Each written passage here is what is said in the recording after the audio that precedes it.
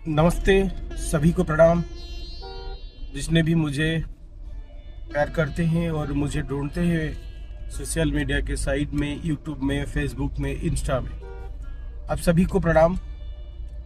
हम सब लोग मंदिर जाते हैं पूजा करने के लिए, ईश्वर दर्शन के लिए, क्योंकि हम हिंदू हैं।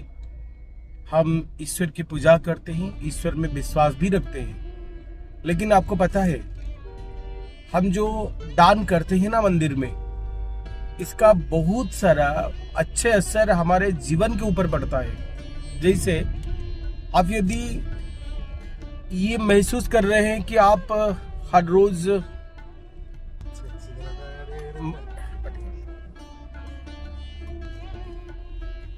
मंदिर में यदि आप आसन का दान करते हैं, जिस आसन में पुजारी लोग बैठते हैं, पूजा करते हैं, पुजारी को यदि आप आसन का दान करते हैं, प्रणाम करते हैं, इसके साथ कुछ दक्षिणा भी अर्पण करते हैं, और ये काम आप शनिवार को करते हैं, तो आप सोच लीजिए कि यदि आपका तबीयत हर रोज खराब होता है तो ये पुण्य आपको मिलेगा, आपका तबीयत धीरे धीरे ठीक होने लगेगा।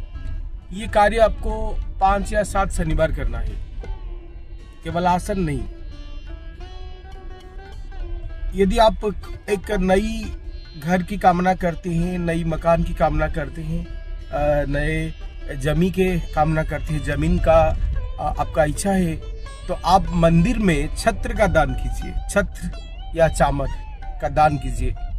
और ये कार्य आप कृष्ण भगवान के मंदिर में कीजिए। किसी बुधवार को कीजिए या किसी रविवार को कीजिए, एक बार ही कीजिए। ये कामना करिए कि मुझे एक मकान चाहिए, एक नई जमीन चाहिए, तो आप देखेंगे भगवान श्री कृष्ण की कृपा से आपका ये कामना जरूर पूरा होगा।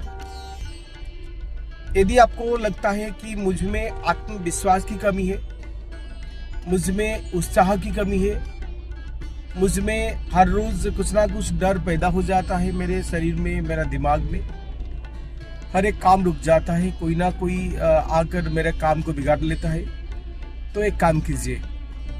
शिव जी के मंदिर में जहां पर दीप लगाते हैं, जहां पर भक्त लोग आकर दीप लगाते हैं, उसी स्थान पर जाकर 5 मैचिस रखकर चले आइए। जिस मैचिस में जो भी भक्त आए, उस मैचिस को जलाकर दीप लगाए।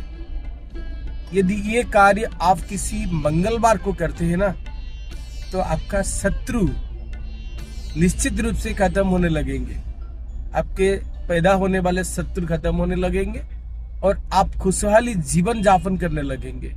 जो अड़चन आपके काम में आ रही होगी, वो अड़चन भी खत्म होने लगेगा।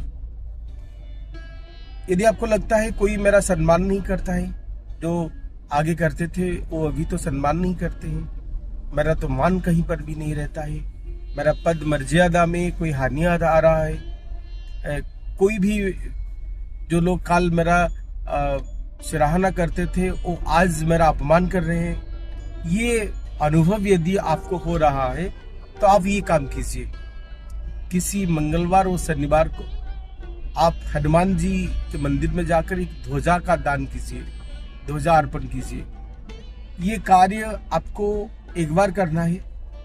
शनिवार और मंगलवार को हनुमान जी को ध्वजा अर्पण करना है, सोमवार को शिव जी को ध्वजा अर्पण करना है। आप देखेंगे आपका पद और मर्यादा में वृद्धि होगी।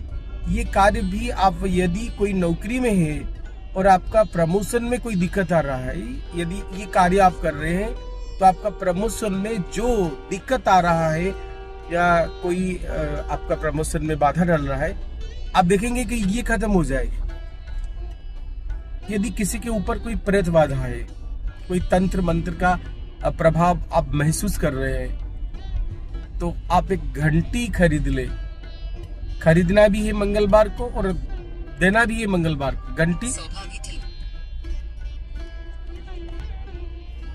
यदि आप शनिवार या मंगलवार को एक घंटी खरीदकर हनुमान जी के मंदिर में दान करती है, तो आपके ऊपर होने वाली हर एक तंत्र बाधा से आपको मुक्ति मिलेगी। यदि कोई प्रेत बाधा भी है, इसमें मुक्ति मिलेगी। लेकिन जो घंटी पुजारी लोग जब पूजा करते हैं उस वक्त बजाते हैं, उस घंटी देना, लटकाने वाली घंटी नहीं देना।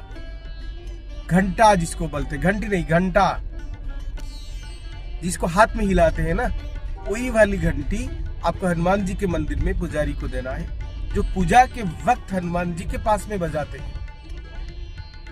ये घंटी भी मंगलवार को खरीदना है और दान भी मंगलवार को करना है। यदि ये काम आप करते हैं, प्रेत बाधा से मुक्ति मिलती है, तंत्र बाधा से मुक्ति मिलती है। और कुछ लोग ये भी मत देते हैं ना कि ये पितृदोषों से भी मुक्ति दिलाते हैं आपको। अभी मैं पितृदोषों के बारे में आपको बता रहा था, तो कुछ दर्शक ने भी मुझे कमेंट में बताया था कि सर जी आप पितृदोषों के बारे में कुछ उपाय बताइए। ले लो, अभी कुछ उपाय भी बता लेता हूँ कि क्या दान करने से मंदिर में क्या दान करने से आपका पितृदोष से आपको मुक्ति मिलेगा।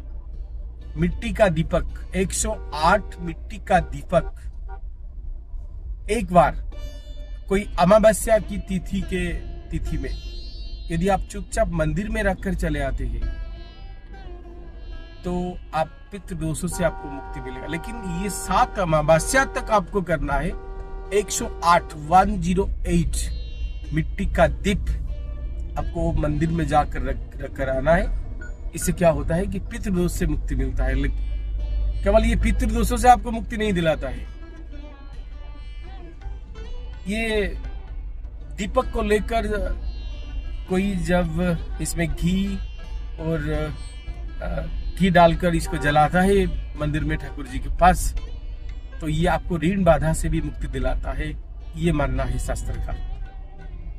यदि आपको लगता है कि मेरा कैरियर में अब कुछ खराब चल रहा है, मेरा इनकम थोड़ा सा कम हो गया है, मैं जब भी इनकम करता हूँ, जो भी इनकम करता हूँ, ये खर्च ज़्यादा हो जाता है और मैं ज़्यादा रख नहीं पाता हूँ, तो ये काम आपको जरूर करें। आपके जो कुल देवी आपके जो भी है ना, उनके मंदिर में जाइए। किसी शनिवार को एक कलश रख कर चले आइए, मिट्टी के पात्र में भरा हुआ पानी, और इसके 5 पत्ते वाला आम के पत्ते, 5 पत्ते होना चाहिए, ज्यादा नहीं कि कम नहीं, रख कर चले आइए।